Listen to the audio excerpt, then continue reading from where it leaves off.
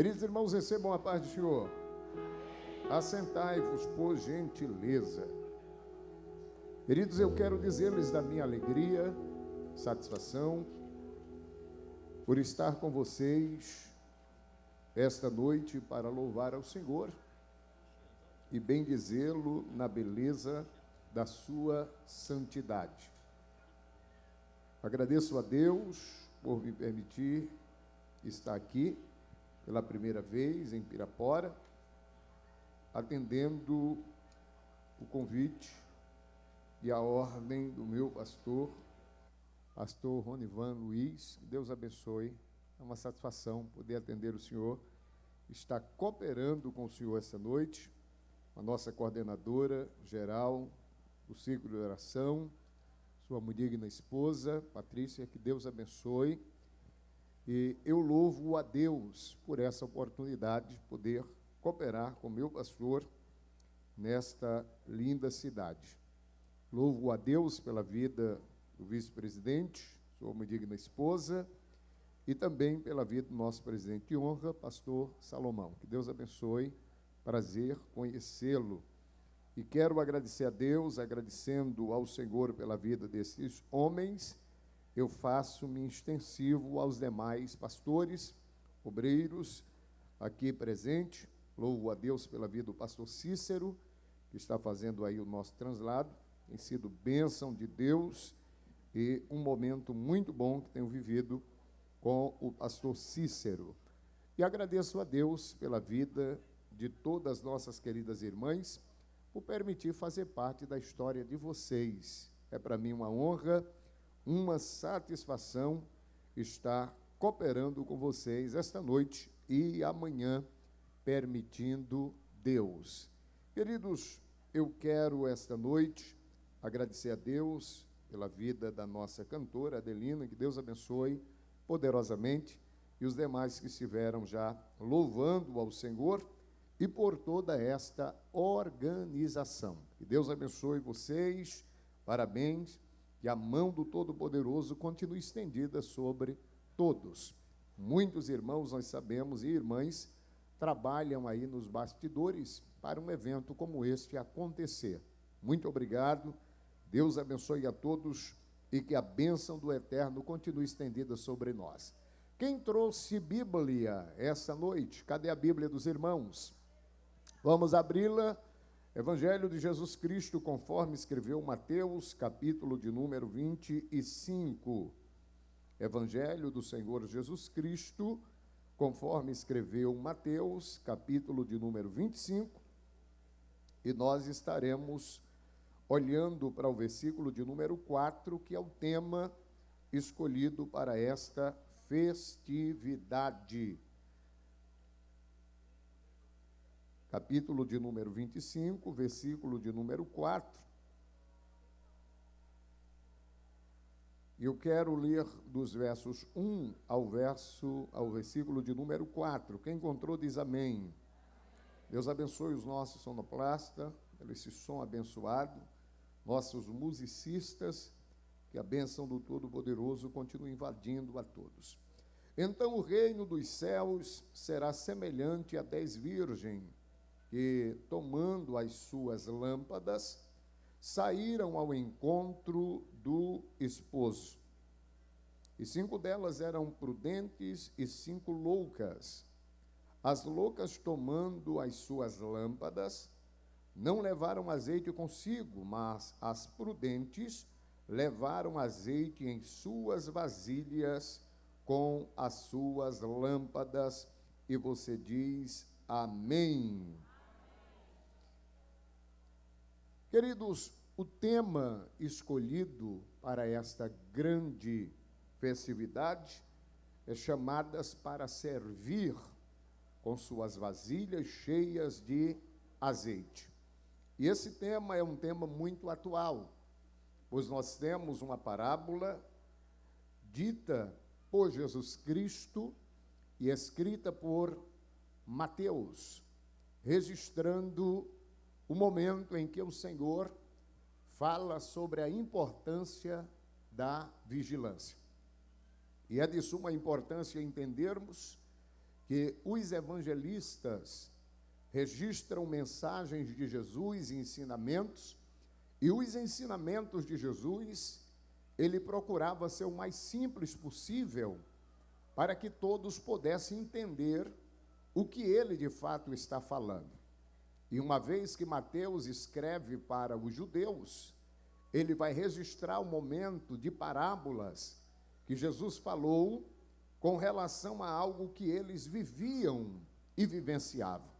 Todos sabem que o evangelista Mateus escreve para os judeus, Marcos escreve para os romanos ou gentios, Lucas escreve para os gregos e João, ele complementa os demais 3 evangelhos, falando do lado divino de Cristo, e ele agora é uma completação, cumprimentação dos 3 primeiros evangelhos.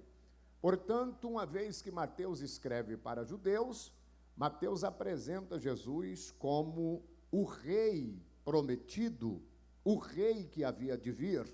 E a centralidade do evangelho de Mateus está no capítulo de número 27, versículo 37, quando foi colocado em cima da cruz de Cristo a sua acusação, e a acusação era esta: este é Jesus, o rei dos judeus. Portanto, Mateus vai trabalhar para mostrar a importância de Jesus como rei. Marcos, como escreve para os romanos, escreve para os gentios, ele apresenta Jesus como servo. A centralidade do evangelho, segundo escreveu Marcos, está no capítulo 10, versículo 45, aonde diz o texto que o Filho do Homem veio servir, e não para ser servido, mas para dar sua vida em resgate de muitos. Lucas, uma vez que escreve para os gregos, que eram homens estudados, grandes estudiosos e grandes mentes pensantes, agora ele apresenta Jesus como um homem perfeito.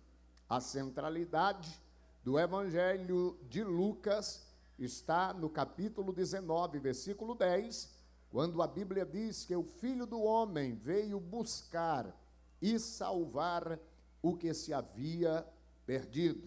Já João, como mostra o lado divino de Cristo, ele apresenta Jesus como o ser divino, o Verbo encarnado.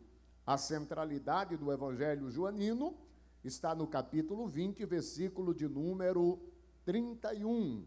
Estes que eu vos escrevo para que vocês creiais que Jesus é o Cristo, e crendo nele, vocês terão vida em seu nome.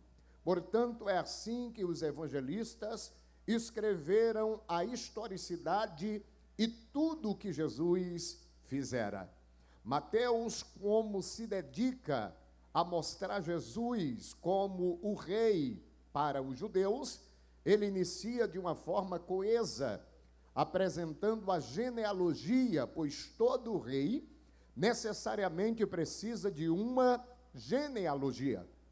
É por isso que Mateus, capítulo 1, versículo 1, inicia dizendo: o livro da geração de Jesus Cristo, filho de Davi, filho de Abraão. E ele inicia: Abraão gerou Isaque, Isaque gerou a Jacó, Jacó gerou a Judá, Judá gerou a Pérez, Pérez gerou a Esrom, Esrom a Arão, Arão a Nasson, Nasson Salmão, Salmão a Aminadab, Aminadab Boaz, Boaz Obed, Obed gerou Jessé, Jessé gerou Davi, Davi gerou Salomão, e ele vai trazendo esta genealogia até chegar em Cristo Jesus, porque ele está apresentando Jesus como rei, e todo rei necessariamente precisa da sua genealogia. Quem está entendendo, diga amém.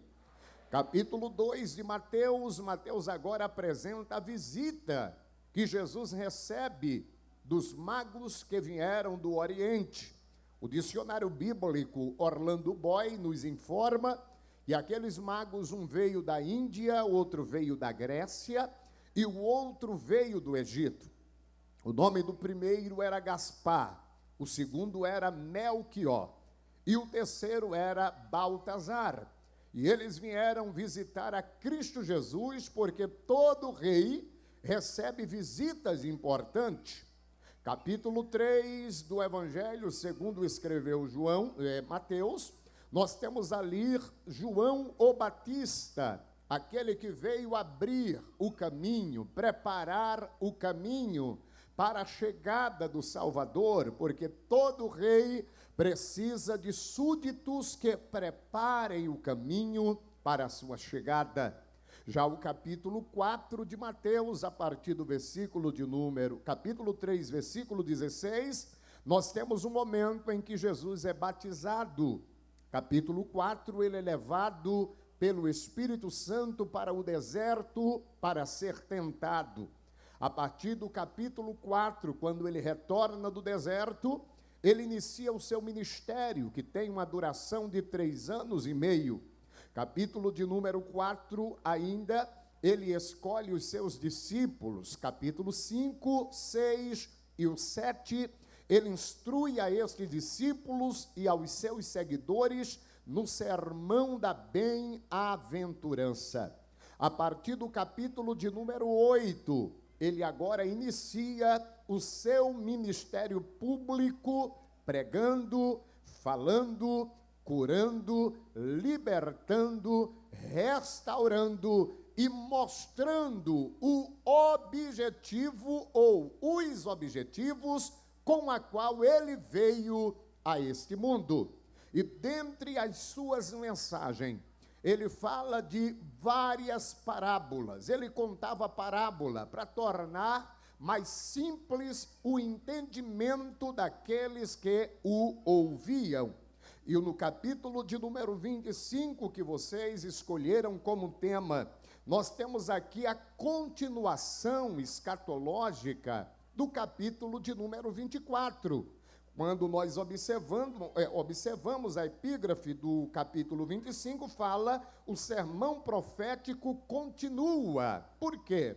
Porque esse sermão inicia no capítulo 24, quando Jesus está no templo em Jerusalém, o templo conhecido como o templo de Herodes. E a Bíblia diz que, tendo Jesus saído do templo, os seus discípulos o chamaram para mostrar a estrutura do templo, e mostram as pedras, a estrutura gigantesca daquele templo, e Jesus agora diz para ele, na verdade, eu vos digo, não vedes tudo isto? Eis que eu vos digo que não ficará pedra sobre pedra, que não seja derribada. Quando Jesus diz que as pedras do templo seriam derribadas, agora os discípulos se preocupam, porque Jesus sai do templo, Jesus desce o vale do Cedro e vai ao pé do Monte das Oliveiras. Ele vai ao Monte das Oliveiras. E a Bíblia diz que, chegando no Monte das Oliveiras, os seus discípulos o chamaram em particular para lhe fazer 3 perguntas. Quantas perguntas? 3 perguntas. E é de suma importância entendermos que o livro de Marcos, capítulo 13, versículo 4 em diante, Marcos diz que quem chama Jesus em particular foi Pedro, Tiago, João e Filipe. Eles chamaram Jesus em particular e vão fazer 3 perguntas que está registrada no capítulo 24 de Mateus e o versículo de número 3. A primeira pergunta: dize-nos quando serão estas coisas? Que coisas? A destruição do templo em Jerusalém. A segunda pergunta que eles fazem é: qual sinal haverá da tua vinda? E é bom termos em mente que essa segunda pergunta feita pelos discípulos qual sinal haverá da tua vinda? Ele está perguntando da vinda de Cristo para reinar. Logo, eles perguntam sobre a segunda vinda de Cristo em glória, porque o capítulo 23, Jesus está falando como será o seu reino, o seu governo, o seu reino milenar. E agora, a pergunta que eles fizeram, qual sinal haverá da tua vinda? Ali não é do arrebatamento, é da segunda vinda em glória para reinar no milênio. E a terceira pergunta eles fazem dizendo, e qual sinal haverá do fim do mundo? Portanto, o capítulo 24 e o capítulo 25 de Mateus, o Senhor Jesus vai trabalhar para provar e responder as três perguntas feitas pelos discípulos. Dize-nos quando serão estas coisas, quais sinais haverá da tua vinda e do fim do mundo. Jesus agora responde a primeira pergunta. A primeira pergunta, quando acontecerão estas coisas? Ele diz, quando vocês observarem e verem que o exército inimigo cercou a cidade, sabei que estas coisas está próxima de acontecer. E todos nós, leitores da Bíblia, sabemos que isto ocorreu no ano 70, quando o general Tito, no ano 66, invadiu Jerusalém por ordem do imperador Nero, para conter uma rebelião dos zelotes, que teve uma das suas sinagogas profanadas, e eles se rebelaram contra Roma, e Roma agora envia o general Tito para conter a rebelião. Tito, durante 4 anos, do ano 66 ao ano 70, ele tenta conter a rebelião e, sem sucesso, no ano 70 ele invade Jerusalém. A primeira coisa que ele fez foi queimar, incendiar o templo, porque a briga era religiosa. Queima o templo, queima a cidade, destrói a cidade de Jerusalém, e acontece a grande dispersão para acontecer e cumprir o que Jesus falou, que não ficaria pedra sobre pedras que não fossem derribadas ali no monte, ou melhor, no templo em Jerusalém. E quem estuda a história sabe que após o fogo destruir o templo em Jerusalém, o ouro que estava colocado dentro do templo, o ouro derrete e entrou nas frechas das pedras, e para aproveitar o ouro, tiveram que demolir, tiveram que triturar as pedras, mas isso aí foi para cumprir o que Jesus falou, que não ficaria pedra sobre pedra que não fosse derribada. Quem está entendendo, diga amém. Mas há uma segunda pergunta: qual sinal haverá da tua vinda? E o sinal da segunda vinda de Cristo em glória, ele apresenta tribulação e grande tribulação. Mateus capítulo 24, Jesus vai mostrar o que acontecerá no período tribulacional, portanto, na 70ª semana profetizada por Daniel, chamada de tribulação, que é o período de 7 anos entre o arrebatamento da igreja e a segunda vinda de Cristo em glória.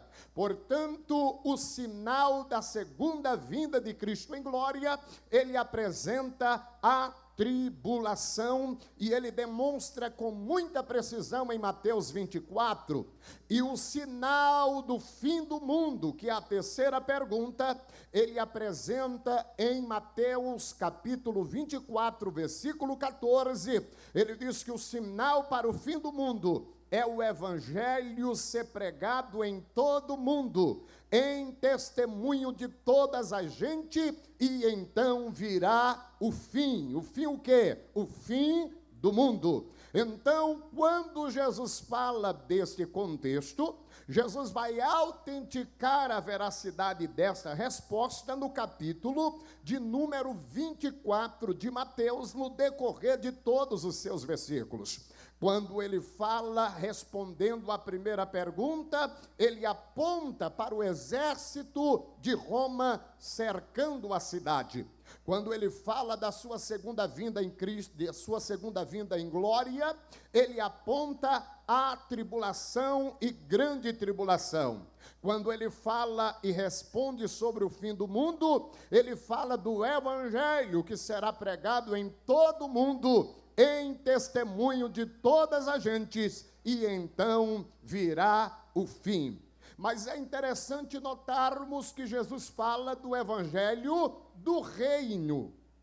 E muita gente confunde o evangelho do reino com o evangelho da graça. A Bíblia fala de 3 evangelhos distintos. A Bíblia fala do evangelho da graça, a Bíblia fala do evangelho eterno e a Bíblia fala do evangelho do reino. Portanto, são evangelhos distintos, pregados em épocas distintas e por pessoas distintas. Há quem diga que Jesus não veio ainda arrebatar a igreja, porque o evangelho ainda não foi pregado em todo o mundo. Mas eu preciso dizer a esta igreja, esta noite, que o arrebatamento da igreja não depende do evangelho ser pregado em todo o mundo. Até mesmo porque quando a igreja for arrebatada, 2 evangelhos ainda serão pregados, conforme a Bíblia nos relata.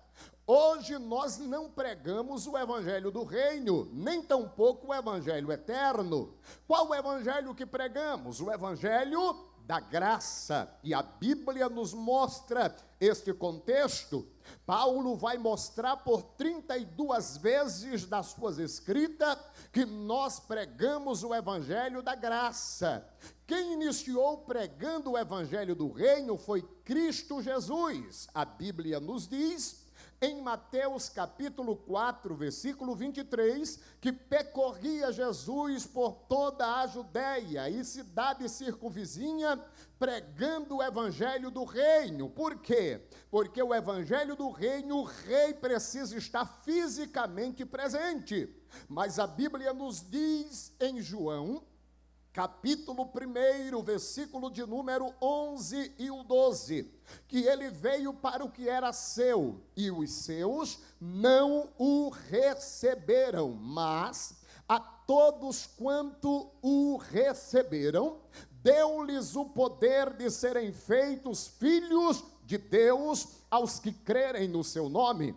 Portanto, é de suma importância entendermos na introdução desta mensagem que o evangelho do reino, com a rejeição dos judeus, ele entra em pausa. Cristo Jesus na cruz do Calvário, ele agora inaugura o evangelho da graça. Por quê? O evangelho da graça nasceu na cruz do Calvário e se encerrará com o arrebatamento da igreja. Quem pode dizer glória a Deus? Então iniciou na cruz do Calvário e vai se encerrar quando a igreja for arrebatada. Lá em Atos capítulo de número 20, versículo de número 24, Paulo diz: nada tenho a minha vida por preciosa, contanto que cumpra a obrigação que me foi imposta de pregar o evangelho da graça. O evangelho da graça é pregado pela igreja, mas quando a igreja for arrebatada, o evangelho da graça se fecha. A porta da graça se fecha e entra o evangelho eterno, que está registrado em Apocalipse, capítulo 14, versículo 6. A Bíblia diz: e vi um outro anjo voar pela largura dos céus, trazendo o evangelho eterno para proclamar a tribo, povos, nações e língua, e com grande voz dizia: temei a Deus e dai-lhe glória, porque vindas são o seu juízo. Temei aquele que fez os céus, o mar e a poção seca. Portanto, o evangelho eterno é pregado pelo mensageiro. Anjo ali no grego é um mensageiro. Mensageiro é aquele que tem a mensagem. Segundo o doutor Wimalgo diz que quem pregará o evangelho eterno serão as duas testemunhas, lá de Apocalipse capítulo 11. Estas duas testemunhas treinarão 144 mil homens, que está registrado em Apocalipse capítulo 7, versículos 4 a 9, da tribo de Rúben, Simeão, Levi, Judá, Isacar, Zebulon, Dan, José, Benjamim, Naphtali, Gad e Aser. 12 tribos serão treinados, 12 mil homens de cada tribo. 12 vezes 12, 144 mil. Sabem, aqueles 144 mil que a testemunha de Jeová diz que subirão aos céus, serão os únicos que subirão aos céus, eles não estão de acordo com a Bíblia, porque segundo a Bíblia, são 12 mil homens de cada tribo que estarão pregando no período tribulacional, porque a igreja não estará aqui, a igreja estará nos céus, a igreja não pregará o evangelho eterno, porque já tem pregado o evangelho da graça. Então preste bem atenção, o evangelho eterno quem pregará é as duas testemunhas e os 144 mil. Quando Jesus Cristo vier na sua segunda vinda em glória para reinar, que se dará 7 anos depois do arrebatamento, aí sim o evangelho do reino voltará a ser pregado, conforme Mateus 24 e 14, e este evangelho do reino será pregado em todo o mundo, em testemunho de todas a gente, então virá o fim. Portanto, o fim do mundo acontecerá após o evangelho do reino ser pregado, porque Cristo Jesus, o Rei dos reis e Senhor dos senhores, estará na terra com a igreja reinando por 1000 anos, e a Bíblia nos diz em Zacarias capítulo de número 14, versículo 9, e o Senhor será rei sobre toda a terra. Um será o Senhor e um será o seu nome. Portanto, quando ele estiver reinando sobre toda a terra, todos ouvirão o evangelho do reino, porque o rei estará presente, e agora ele estará anunciando o evangelho, e a Bíblia diz que ele vai reger as nações com varas de ferro. Hoje ouve o evangelho da graça quem quer, aceita quem quer. No evangelho eterno, todos ouvirão, mas vai aceitar quem quiser. Mas no evangelho do reino, no período milenar, todos serão obrigados a ouvir e a se curvar diante do Todo-Poderoso, porque a Bíblia nos informa em Zacarias capítulo 14, versículos 16 e o 17, que todas as famílias que restarem após a batalha do Amargedon terão que subir a Jerusalém uma vez por ano. Para quê? Para ouvir o rei, ouvir a sua palavra, ouvir o seu evangelho. E se uma família não subir para Jerusalém, durante 1 ano não virá sobre ela a chuva, porque agora ele está reinando com cetro de ferro, agora é imposição e todos terão que ouvir. Mas a igreja que já pregou o evangelho da graça, que já passou no tribunal, que já passou nas bodas do Cordeiro, que já desceu com Cristo em glória para reinar, não estará mais sendo imposta o cetro de ferro, porque a Bíblia diz que o Senhor nos dará autoridade para reinarmos também com cetro de ferro e regermos as nações para a glória do nome do Senhor. Tem alguém entendendo esta palavra e pode levantar a mão e dizer glória a Deus? Portanto, Mateus, capítulo de número 24 e o capítulo 25, simplesmente responde estas perguntas distintas com relação à escatologia bíblica. Uma vez que o Senhor Jesus Cristo explica essas três perguntas no capítulo 24, o capítulo de número 25, a Bíblia diz que o sermão profético continua. Por quê? Porque o capítulo 25, agora ele vai falar sobre a vigilância, a importância de vigiar, para que o arrebatamento, para que a segunda vinda, para que os contextos escatológicos não pegue o povo de surpresa. E inicia o capítulo de número 25 dizendo: então, o reino dos céus será semelhante a 10 virgens, que, tomando as suas lâmpadas, saíram ao encontro do esposo. Eu preciso lembrar os queridos irmãos que é de suma importância, eu tenho uma convicção que não é novidade para ninguém, mas nós sabemos aqui que essas virgens não é a igreja. Pastor, agora o senhor pegou pesado? Não, simplesmente Jesus está falando de um contexto, o contexto que Jesus está falando aqui é um contexto judaico, é um casamento judaico, e as damas, ou melhor, as virgens, nunca eram a noiva. As virgens é o que nós conhecemos hoje como as damas de honra, até mesmo porque, se nós concordarmos que essas 10 virgens eram a noiva, nós estamos falando de um casamento poligâmico. Nós estamos falando de um homem casando-se com 10 mulheres, e a Bíblia não aprova o casamento poligâmico. Portanto, as virgens aqui não são as noivas, não é a noiva. A virgem aqui são as acompanhantes para o casamento, que aponta para os judeus. Esses acompanhantes, ou estas acompanhantes, dentro do contexto judaico, como é que acontecia?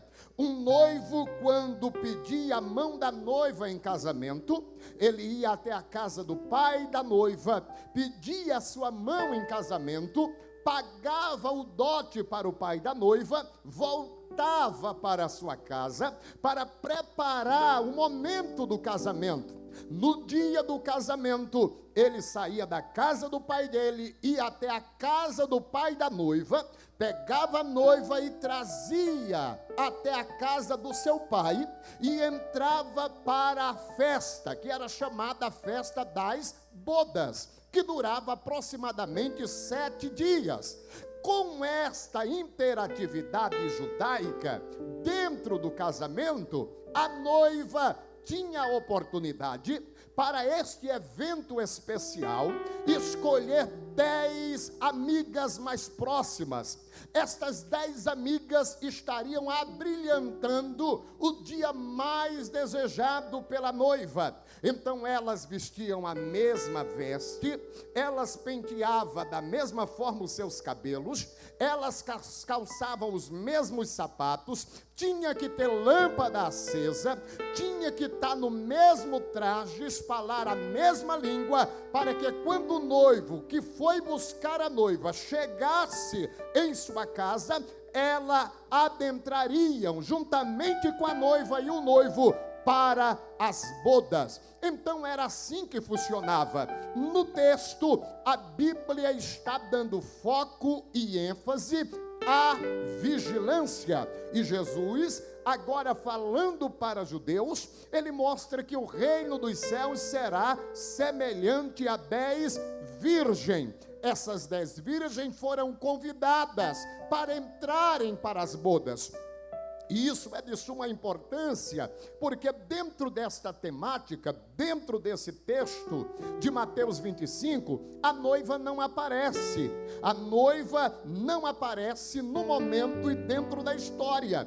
A Bíblia mostra o noivo entrando, e quando ele entra na casa do pai, ele entra com a noiva. Mas como aqui o pano de fundo é a vigilância, aqui não se aplica a noiva, aqui se aplica às virgens, as damas de honra, aquelas que estariam entrando preparada para o casamento e para participar do casamento. Portanto, quando nós olhamos para esse texto, a Bíblia vai falar de 10, e é importante, porque dentro da numerologia bíblica, o número 10 tem um grande significado. E há quem diga, na verdade, que essas 10 virgens, as 5 prudentes é a igreja, e as 5 loucas fala da igreja, de parte da igreja que ficarão. E aí nós estaremos forçando, porque nós estaremos pregando e dizendo que vai subir só 50% do povo de Deus. E esta não é uma realidade.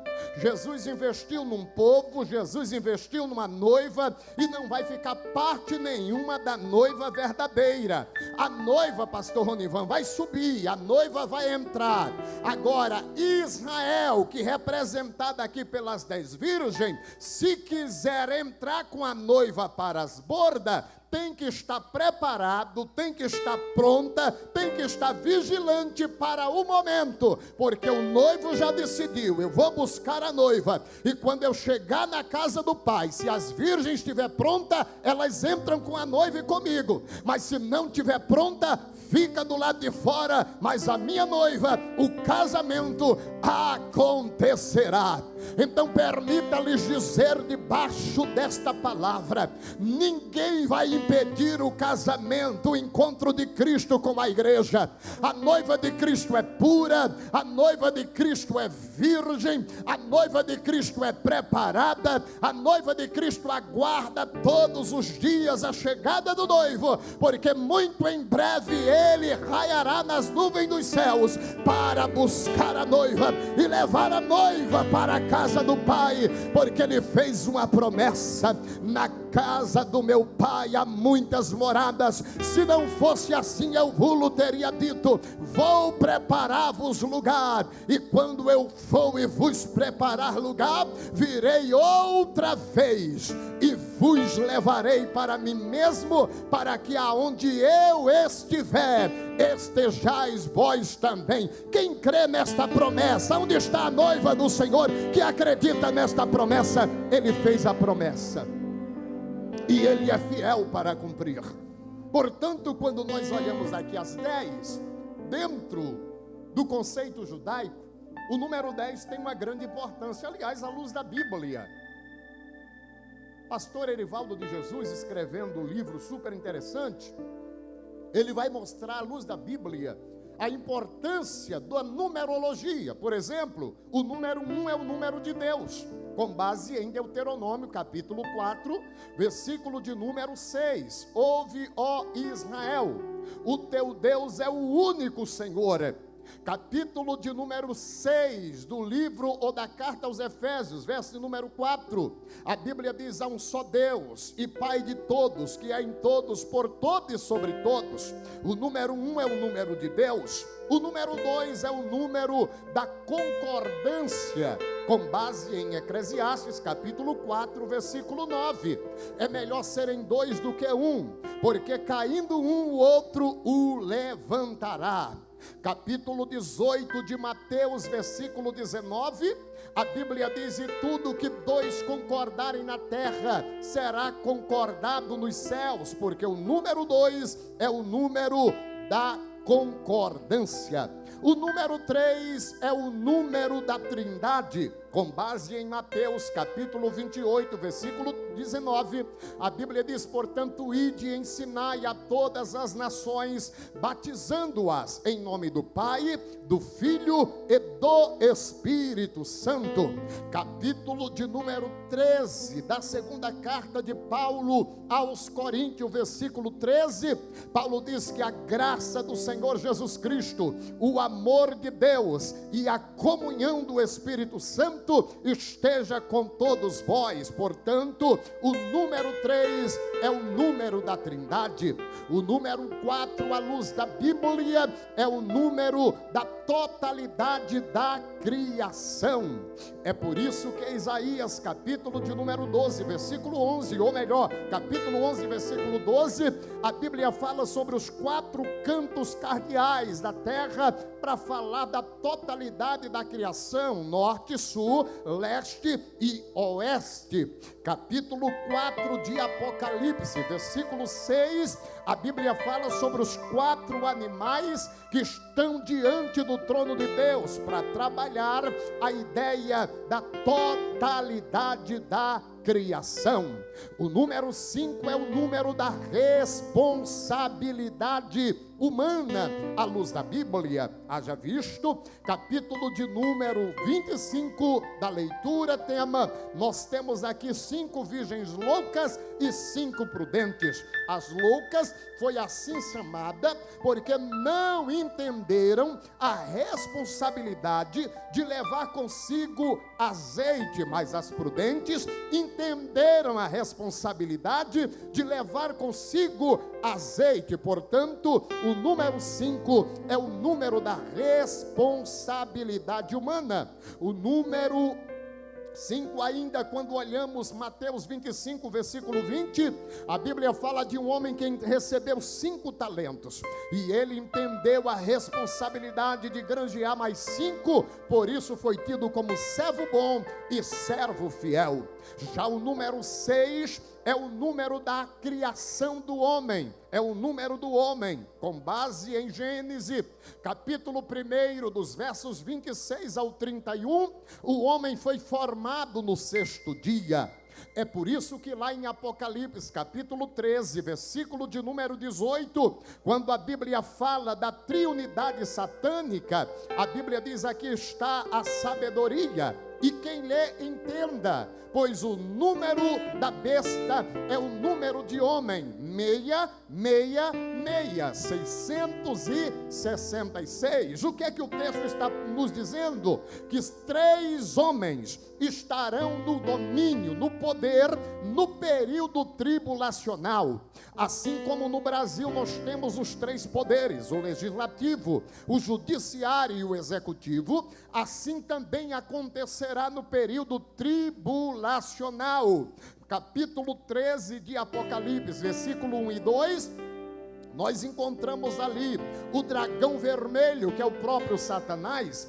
Capítulo 13, versículo 4 de Apocalipse, nós encontramos a besta que vai surgir do mar, que é também o próprio anticristo. Capítulo 13, versículo 11 de Apocalipse, nós temos a besta que vai surgir da terra, que é o falso profeta, formando a triunidade que estarão governando no período tribulacional. Por isso que o seu nome é 666. 3 homens estarão no poder, governando no período tribulacional, mas a igreja não está aqui, a igreja estará com Cristo.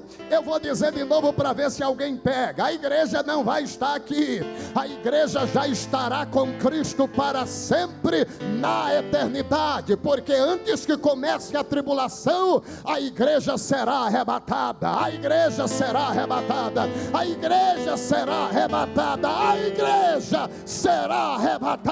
Quem crê nesta palavra e pode levantar a mão e dar glória para Jesus. O número 7, à luz da Bíblia, é o número da perfeição, é o número de Deus, é o número perfeito, e nós encontramos 349 vezes o número 7 apontando para a própria perfeição de Deus.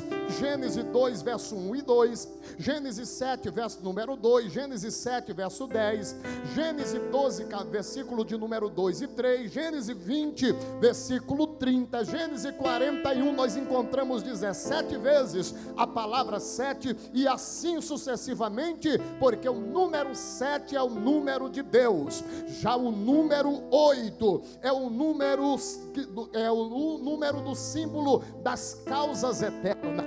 Quando nós olhamos a Bíblia, o que está em Lucas capítulo de número 2, versículo 21, a Bíblia mostra Jesus sendo circuncidado ao 8º dia, isso para trazer o símbolo de coisas eternas. João capítulo 20, versículo 1, a Bíblia mostra que é no primeiro dia da semana que Jesus ressuscitou, ou seja, 7 mais 1, 8, é o 8º dia que ele ressuscita, ou seja, no dia 1º da semana, ele ressuscitou, e isto é o símbolo das coisas eternas.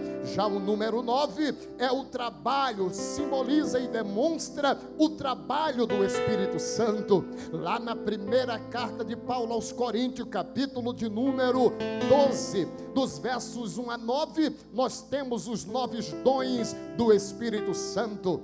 Gálatas, capítulo 5, verso 22, nós temos os 9 frutos do Espírito. Portanto, o número 9, à luz da Bíblia, nós temos aí a ação direta do Espírito Santo. Já o número 10 é um símbolo, demonstra a completude humana, fala da completude humana. Haja visto que todo ser humano, ele tem 2 mãos, mas ele tem 10 dedos, 10 dedos nos pés, e a Bíblia vai falar 182 vezes sobre o número 10, remetendo a este contexto da completude humana. E aqui, quando a Bíblia aponta para as 10 virgens, estas 10 virgens fala desta completude humana, deste número máximo dentro desta completude. E a Bíblia apresenta as 10, porém, dentre essas 10, a Bíblia diz no versículo de número 2, que 5 delas eram prudentes e 5 eram loucas. Agora a pergunta que devemos fazer: o que diferencia as prudentes das loucas? Porque todas foram convidadas para o mesmo casamento. Todas vestiam a mesma veste, o mesmo uniforme. Todas calçavam o mesmo sapato. Todas estavam no mesmo propósito. Todas tinham lâmpadas acesas. Há um detalhe: todas dormiram. Todas foram despertadas pelo amigo do noivo. Todas acenderam a lâmpada. O que diferencia essas virgens, que é prudentes, e as loucas? Só há uma coisa que diferencia, é a reserva de azeite. E com muita precisão, vocês escolheram esse tema: chamadas para servir com suas vasilhas cheias de que mesmo? De azeite. O que vai diferenciar as virgens é simplesmente a reserva de azeite. E a pergunta para todos nós esta noite é: como está a nossa reserva de azeite? Não basta simplesmente ser convidada para o casamento. Não basta simplesmente usar a mesma roupa. Não basta simplesmente calçar o mesmo calçado. Não basta simplesmente ter lâmpada nas suas mãos. É importante entender a necessidade de uma vasilha cheia de azeite, porque isso é o que garantirá a continuidade da lâmpada acesa. Louvado seja o nome do Senhor. E eu gosto da expressão dos pais da igreja. Orígenes chega a dizer que o azeite, ele simboliza as boas obras. Martinho Lutero diz que simboliza a fé genuína. Mas eu gosto da expressão do pai da igreja, o Grútius, que ele chega a dizer que afirma que o azeite simboliza a ação do Espírito Santo. E permita-lhes dizer: pode cantar bem, pode pregar bem, pode reger bem, mas se não tiver reserva de azeite, se não tiver a ação do Espírito Santo, de nada adianta. Nós estamos aqui para servir, mas precisamos servir com as nossas reservas de azeite. Acabou o azeite da candeia, tem reserva para colocar. Acabou, tem reserva para colocar. Pode até fumegar, ou seja, querer apagar, mas apagar 100% não. A lâmpada não pode se apagar 100%, porque devemos ter reservas de azeite. Estas mulheres foram chamadas para servir, mas servir de qualquer jeito não. Servir com reserva de azeite em suas vasilhas. Pode faltar o dinheiro, pode faltar o parente, pode faltar o amigo, pode faltar a amiga mais próxima, pode faltar o alimento, pode faltar o emprego, pode faltar o carro, mas não pode faltar o azeite. O azeite é indispensável para todos nós. Jesus nos adverte, Ele está às portas, e para entrar nas bodas precisa ter azeite de reserva. Tem alguém entendendo o que Deus está falando? A temática é vigilância. Vigilância. Vigilância. Rei de Okelabara Shantaramahaya. Vigilância. Eu gosto da expressão de Goodman, que Goodman, ele trabalha partindo do pressuposto de que as virgens loucas foram caracterizadas loucas porque não quiseram ter o trabalho de levar uma reserva de azeite. A autoconfiança, não, o que eu tenho na lamparina dá, eu não vou levar reserva. Afinal de contas, levar uma vasilha de azeite dá trabalho. Carregar azeite não é bonito, e elas queriam estar bem na foto. Então eu estando com a lâmpada, eu fico bonita na foto, mas com a reserva de azeite do lado, a coisa fica feia. O retrato, como diz no meu Pernambuco, não sai perfeito. Então, por conta da minha forma de me apresentar, eu não vou levar a reserva de azeite. Mas as prudentes disse: é melhor estar feia na foto, mas com reserva, do que estar bonita na foto sem a graça. Então permita-lhes dizer uma coisa: é melhor estar feia, mas cheia da graça, do que ser bonito e ser vazio e oco, anêmico, cariavérico e desnutrido. Então é melhor ser um feinho cheio de Deus, do que um bonitão sem a graça e sem reserva de azeite. Esta noite somos convocados para servir, mas servir com reservas de azeite, servir preparada, servir acreditando: se o noivo tardar um pouco, eu tenho reserva para colocar na minha lamparina, porque a lamparina não pode se apagar. A Ele seja a glória pelos séculos dos séculos. Mas observem que o azeite é importante e não pode faltar, porque o azeite, à luz da Bíblia, ele tem várias funções. Ele serve para muita coisa. Primeiro, quem serve, quem é chamada para servir, com suas vasilhas cheias de azeite, esta pessoa oferta e dizima na casa de Deus. Quem diz amém? Por quê, pastor? Porque no livro de Números, capítulo de número 19, versículo de número 12, a Bíblia diz que todo o vosso melhor azeite deve ser ofertado ao Senhor. Então quem serve ao Senhor, quem foi chamado para servir, trazendo reserva de azeite, sempre terá uma oferta para ofertar ao Senhor, sempre terá um dízimo para dizimar ao Senhor, porque o melhor do vosso azeite será dizimado e ofertado ao Senhor. O que prova que eu tenho a reserva de azeite é quando eu preencho esse requisito de Números capítulo 19, versículo de número 12. Mas em segundo lugar, o azeite é indispensável e precisamos trazer uma reserva, porque em segundo lugar, o azeite serve para alimentar. Quem pode dizer glória a Deus?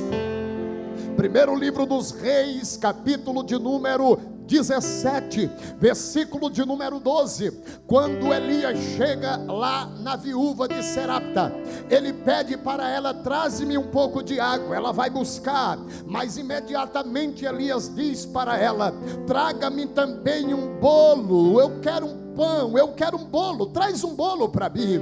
E ela disse: vive o Senhor e vive a tua alma, que a tua serva não tem nada a não ser um pouquinho de azeite na vasilha e um pouco de farinha na panela. Eu estou apanhando aqui uns cavacos, eu vou fazer um bolo, eu vou misturar a farinha com o azeite com a farinha, vou fazer um bolo e eu vou comer e morrer com o meu filho. Então não tem mais, só tem pouca farinha e tem pouco azeite. Por quê? Porque o azeite servia para também alimentar. Observe que a farinha, ela representa a palavra. Comer uma farinha seca é de dar problema. Comer uma farinha seca é para engasgar. Mas quando mistura a farinha com o azeite, que é a ação do Espírito Santo, a coisa fica gostosa. Precisa ter farinha, mas precisa também ter azeite. Precisa ter azeite, mas também precisa ter farinha. Uma palavra que é da farinha misturada com azeite, a coisa fica gostosa. É por isso que fomos chamados para servir com as nossas vasilhas cheias de azeite, porque quem tem azeite se alimenta, quem tem azeite tem provisão, porque o Elias disse: traze primeiro para mim, pois assim diz o Senhor, a farinha da panela não vai acabar e o azeite da botija não vai faltar até o dia em que o Senhor mandar chuva sobre a terra. Eu quero profetizar esta noite provisão para quem foi chamados para servir com as vasilhas de azeite. O azeite não vai acabar da tua botija, a farinha não vai acabar da tua panela. Já era para tu ter dado glória, porque o Senhor nos chamou para servir, mas não é para servir de qualquer jeito, é servir com as vasilhas cheias de azeite. A Ele seja a glória pelos séculos dos séculos. Mas em terceiro lugar, é importante ter o azeite na vasilha, porque o azeite também serve para pagar dívidas. Quem diz amém? Observe o segundo livro dos Reis, capítulo de número 4, dos versos 1 ao verso de número 7. A viúva morreu, o marido da viúva, o marido daquela mulher, da filha dos profetas, e agora ela vai a Eliseu pedindo o que fazer, porque os credores queriam levar os seus filhos para trabalharem escravos. Ela agora vai ao homem de Deus procurando uma solução, e o homem de Deus pergunta: declara-me o que tu tens em casa. E esta mulher é uma mulher que foi chamada para servir, mas tinha também uma reserva de azeite. E ela disse: a tua serva não tem nada em casa. Não, paro, eu lembro agora, eu tenho uma vasilha de azeite, eu tenho um vaso com azeite. Ele disse: tem azeite, tem dívida paga, vai para a tua casa, pede vasos emprestados não pouco, entra dentro do teu quarto, pega do teu vaso cheio, derrama sobre os vasos vazios, que Deus fará um milagre. Porque quem é chamado para servir e carrega vasilha de azeite, tem milagre. Esta noite eu quero profetizar na vida de crente que está aqui, dizer: a provisão de Deus está sobre nós. Há azeite em tua casa, então prepare para pagar débito, prepare para crescer, porque Deus vai fazer multiplicar o azeite. Louvado seja o nome do Senhor. E aquela mulher atendeu, voltou para casa, pegou o azeite, pegou vasilhas emprestadas com os vizinhos e entrou no quarto, fechou a porta. E como ela tinha uma vasilha cheia de azeite, ela pegou do seu azeite e foi derramando nos vasos vazios. Ei, mulher, o Senhor te convoca para pegar do teu azeite e enchendo outros vasos vazios. Tem irmãs aqui dizendo: Senhor, eu não aguento mais, é o último congresso que eu vou participar. O Senhor está dizendo: não, você tem uma vasilha de azeite. Se tem azeite, pode ficar tranquilo que você vai encher ainda muitos vasos vazios. Você vai encher muitos vasos vazios. Você vai resolver muitos problemas no meu nome. Você vai fazer muitas coisas grandiosas para o meu reino. Será que tem alguém que está entendendo o que Deus está falando esta noite, não é momento de parar. Quem serve ao Senhor pelo chamado, quem tem vasilhas de azeite, fica tranquilo que no momento certo o milagre acontecerá.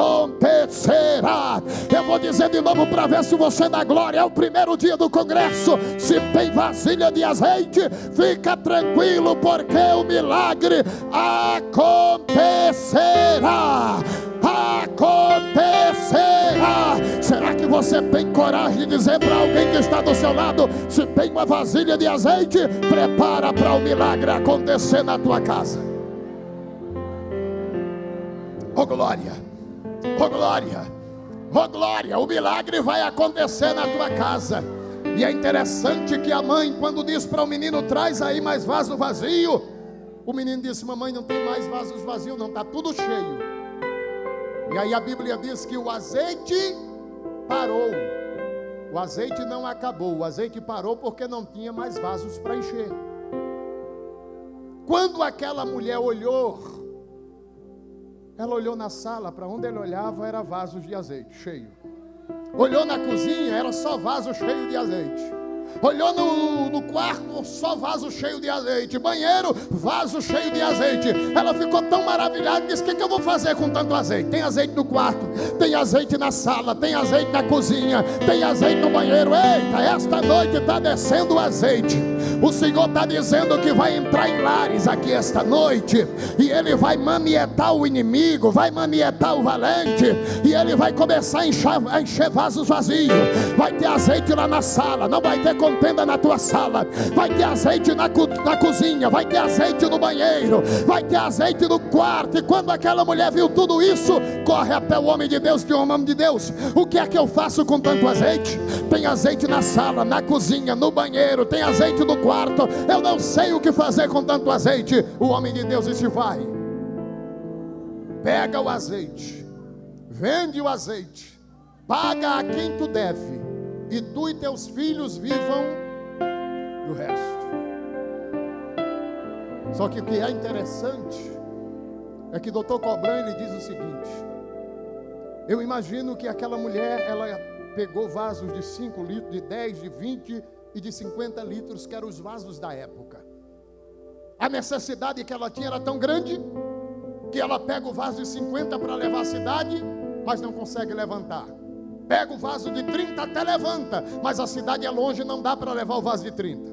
Aí o menino chega a uma conclusão: mamãe, eu vou pegar um vaso de 10, a senhora um de 10 e o nosso irmão um de 10. Levamos 30 litros para a cidade, vendemos o azeite, voltamos com o vaso vazio, colocamos no vaso cheio, voltamos para a cidade e o milagre é completado. Para um milagre se concretizar, eu preciso do pastor, o pastor precisa de mim, e juntos dependemos do Senhor. Então pare com essa besteira, que você não depende de ninguém, não precisa de ninguém. Até para comprar um pãozinho você depende pelo menos de 10 pessoas para comprar um pãozinho. Pastor, mas eu tenho dinheiro no bolso. Você tem dinheiro, mas se não tiver o agricultor para preparar a terra, se não tiver alguém para plantar o trigo, se não tiver outro para colher o trigo, se não tiver alguém para levar o trigo na padaria, se não tiver o padeiro para amassar a massa, se não tiver o assador para assar o pão, você vai morrer com teu real no bolso e não vai comer um pão. Então acha que você é a última bolacha do pacote? É nada. Você precisa um do outro. Quer que o milagre aconteça? Eu preciso de você e você precisa de mim, e juntos dependemos do Senhor. Onde é que está a mão daqueles que creem e acreditam neste mistério? Precisamos um do outro. Ei, cantoreba, chanto relavas, debacandorema, chorema, rácia. Pegaram cada um vaso de 10, levaram na cidade, venderam o azeite, 30 litros, voltaram com os 10 vazios, colocaram no de 50 e voltou para a cidade, vendeu. Agora já compraram uma condução e foi levando, e agora está com dinheiro suficiente para pagar o credor. Agora imagina essa mulher que foi chamada para servir, mas com a vasilha cheia de azeite. O crente, quando fica abençoado, fica enjoado. Fala a verdade.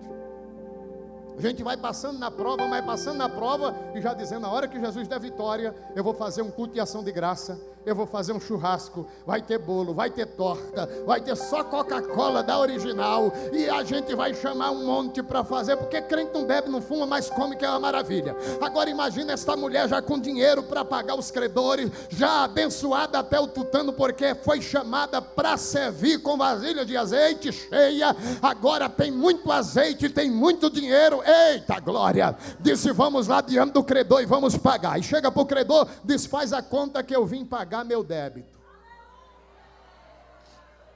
O credor olha e diz, não, mas você veio já trazer os meninos? Ela disse, não, meus meninos não trabalham de escravo para ninguém. Somem aí que eu vou pagar.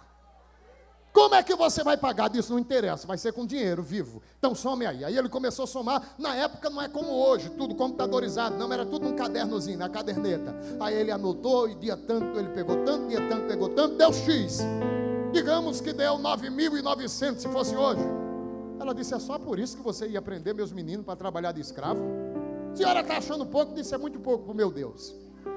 Eu fui chamado para servir, mas eu sirvo com reserva de azeite. Isso aqui é pouco demais para o meu Deus. Menino, eu achei que era muito dinheiro, é só 9.900, pega aí. Aí o menino contando só as verdinhas, as azulzinhas, vai contando, passa 10 mil para ele. Ele disse, rapaz, eu não tenho troco não. Disse, não, o restante fica para você de caixinha, é para você. E tem mais uma coisa, se você quiser azeite do bom e do melhor, tá aqui o meu cartão. Agora sou empresária, estou negociando, e o azeite do bom e do melhor da região é o meu. Eita maravilha.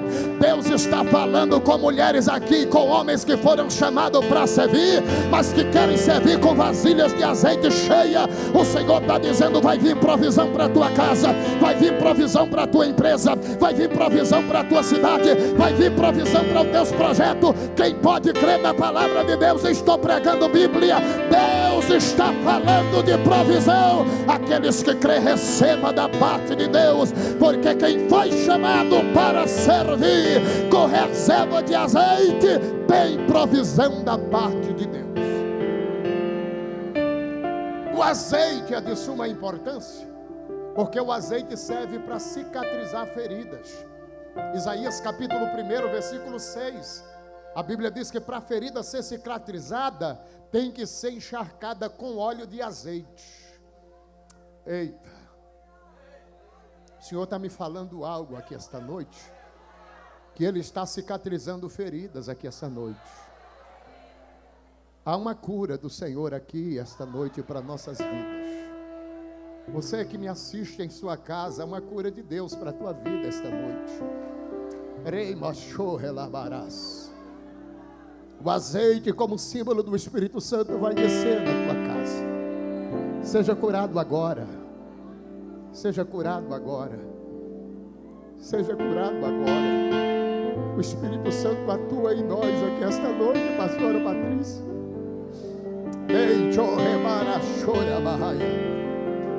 O Espírito está soprando aqui em nosso meio. E há um hino que nós cantamos que diz: sopra Espírito, trazendo vida, cura as feridas, dores antigas, vem para curar. O azeite está cicatrizando aqui esta noite. Sheimo revara lá, cincho rebai. Eu sinto Deus agindo aqui esta noite. O azeite está cicatrizando aqui esta noite, cantora. Rei de Rivaia, Mandorecho, Rebarala, Cincho Rebas. Seja curado em nome de Jesus Cristo. Seja cicatrizado em nome de Jesus Cristo. Ferida que alguém te causou esta noite, tu és virgem prudente, foste chamada para lidar com azeite. Quem lida com azeite sabe que quando as feridas vêm é só colocar o azeite e o azeite cicatriza. Na autoridade do nome de Jesus, no poder que há na sua palavra, eu ministro sobre corações desta noite. Seja curado, seja curado, seja curado. Seja curado. Vá agradecendo a Deus aí onde você está. Seja curado. Aqui na minha direita, passando aqui no meio das irmãs, aqui no púlpito, entre os músicos, Rei ovo rebaia no rema, cincho rerabaia. Cicatrizar, ferida e cicatrizada com óleo, disse Isaías, precisa de óleo para cicatrizar.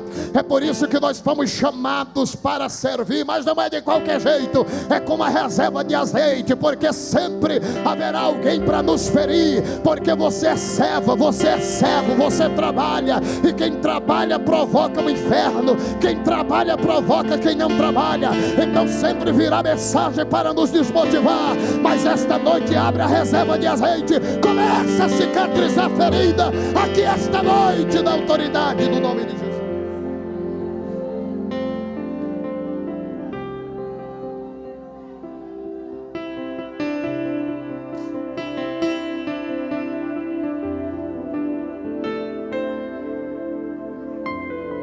Tem ferida sendo cicatrizada ali, tem ferida sendo cicatrizada aqui. Tem ferida sendo cicatrizada aqui. Tem ferida sendo cicatrizada. Rei de ovo relabarachúria. Mas o azeite também ele serve para ungir. Eclesiastes capítulo 9, versículo 8. Em todo tempo seja alvo os teus vestidos, e nunca falte o que mesmo? O óleo. É o azeite sobre a tua cabeça. O azeite ele serve para ungir, separar para o ministério, mas também o azeite serve para cicatrizar e serve para curar enfermidade. Marcos capítulo 6, versículo 13, a Bíblia diz que os apóstolos ungiram a todos os enfermos com azeite e eles foram curados. Capítulo 5 de Tiago, versículo 14: está alguém entre vós doente, chame os presbíteros da igreja e ore sobre ele, ungindo com azeite em nome do Senhor, e a oração da fé salvará o doente, e o Senhor o levantará, e se houver cometido pecados, serão perdoados. Confessai as vossas culpas uns aos outros, e oreis uns pelos outros, para que sareis, e a oração feita por um justo pode muito em seus efeitos. Mas o azeite também serve para manter a lâmpada acesa. É o que está aqui no tema que vocês escolheram. O tema escolhido por vocês. A Bíblia diz no versículo de número 4 que é o tema: mas as prudentes levaram azeite com suas vasilhas e com as suas lâmpadas. O azeite serve para manter a lâmpada acesa. E na autoridade do nome do Senhor, esta noite está tendo uma injeção de ânimo na vida de cada um de nós. A nossa lâmpada continuará acesa. A Bíblia diz que a cana trilhada não se quebrará, e não se apagará o pavio que fumega. Esta noite eu quero profetizar em nome do Senhor Jesus Cristo: a cana trilhada não vai se quebrar, mas também não vai se apagar o pavio que fumega. Adrelina, prepara para louvar o Senhor, para me encerrar. Eu tenho 5 minutos e eu quero encerrar louvando ao Senhor contigo, simplesmente lembrando aos irmãos, permitindo o Senhor. Amanhã nós voltaremos no tema, e eu estarei falando aqui no capítulo 25, e nós estaremos olhando a escatologia bíblica, a importância de mantermos as lâmpadas acesas, porque Jesus está às portas, e nós aprenderemos algumas lições. Fiz esta introdução aqui no capítulo 25, para entendermos a importância da mesma. Após entendermos introdutoriamente, amanhã nós pregaremos e entraremos diretamente no tema, entendendo a importância de servir ao Senhor com suas vasilhas cheias de azeite. Servir ao Senhor com suas vasilhas cheias de azeite, porque Jesus está às portas. Quem pode dizer glória a Deus? Azeite, azeite em tuas vasilhas, azeite em tua vida. É isto que precisamos para aguardarmos o do arrebatamento da igreja. Vamos adorar o Senhor, vamos bendizer ao Senhor, para fecharmos esta noite com chaves de ouro, na autoridade do nome do Senhor nosso Deus. O azeite, só lembrando, ele serve para ofertar, serve para alimentar, serve para pagar dívida, serve para cicatrizar ferida, serve para ungir para o ministério, serve para ungir e curar enfermo, e serve para manter as lâmpadas. Não está fraco demais. Para quem que está com as lâmpadas acesas, o azeite serve para manter o que mesmo? Qual que é a nossa temática? Chamadas para... De que jeito?